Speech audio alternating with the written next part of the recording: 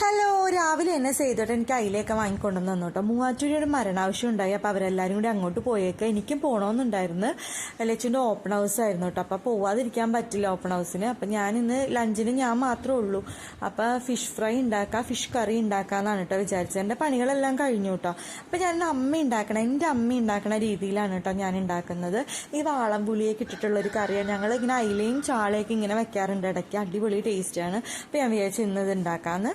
പിന്നെ മീനും കൂടെ വറുത്ത് കഴിഞ്ഞാൽ ഇന്നത്തെ ലഞ്ച് കുശാൽ.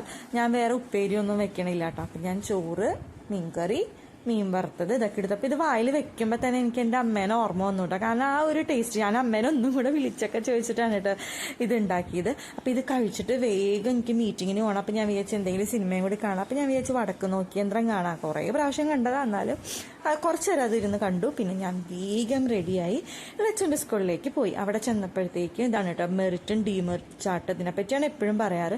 പിന്നെ അതേ ലച്ചുവിൻ്റെ ഒരു പ്ലാന്റാണ്. അവർ ഗ്രൂപ്പ് ആക്ടിവിറ്റി എന്തോ ചെയ്തു വെച്ചേക്കാം. പിന്നെ ലച്ചു ആണെങ്കിൽ ആകെ ടെൻഷൻ അടിച്ചിരിക്കുക കേട്ടോ. ടീച്ചർ വന്നിട്ടില്ല. അപ്പോൾ ഇതൊക്കെയാണ് അവർ ചെയ്ത ആക്ടിവിറ്റീസും കാര്യങ്ങളൊക്കെ. അപ്പോൾ ടീച്ചറിനെയൊക്കെ കണ്ട് ഞാൻ ലച്ചും കൂടെ തിരിച്ചു പോന്നു.